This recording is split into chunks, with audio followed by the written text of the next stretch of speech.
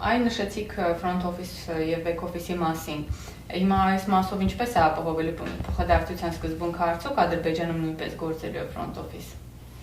Չգիտեմ, մենք այդ հարցին չենք անդրադարձել, դա Հայաստան-Ամերիկա բանակցությունների առարկա չի, եթե շատ անկեղծ ասեմ, ես նույնիսկ չգիտեմ դրա կարիքը ընդհանրապես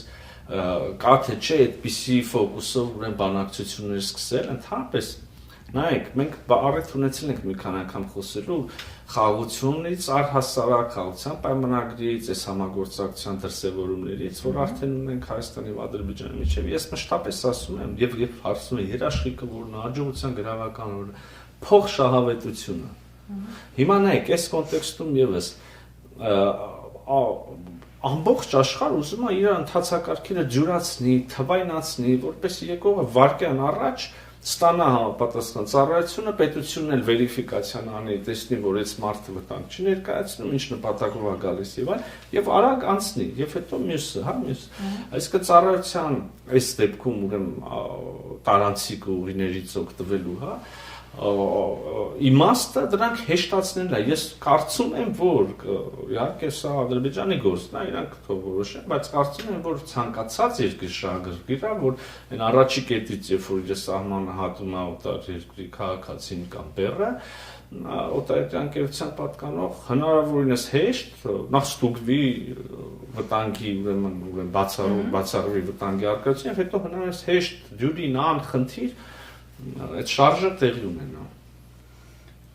Պարոն նախարար, Թրիփը նախատեսում է, որ Հայաստանը պետք է մշակի տարբերակված ընթացակարգեր այդ ճանապարհով անցնելու համար, այսինքն այն տարբեր է լինելու Հայաստանի այլ հատվածներում գոյություն ունեցող ընթացակարգերից եւ որն է լինելու այդ տարբերությունը։ Հիմա նայեք, ես հենց լավ է, որ այդ հարցը նախորդից հետո եք տալիս, որովհետեւ տրամաբանական եւ օրգանական շարունակությունն է, նախ տարբերակված ընթացակարգեր մարդկանց մեքենաների ապրանքների համար բավականին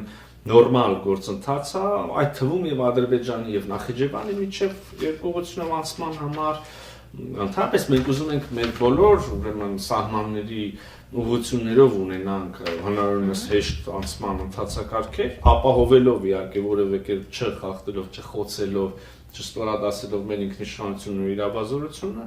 եւ անհրաժեշտ գործընթացները, որոնք պետք է արվեն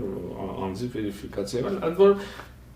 կրկին հստակ ասում ենք, այդ ընթացակարգերը պետք է լինեն Հայաստանի օրենքների մեջբերում են, Հայաստանի օրենքների, կարգավորումների եւ միջազգային համաձայնագրերի հիման վրա ու միջազգային չափանիշներին համապատասխան։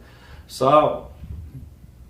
մենք պետք է բոլոր սահմաններով ուզենանք ունենալ, ենթադրում եմ մեր հարևաններն էլ որևէ երկիր բոլորակի վրա։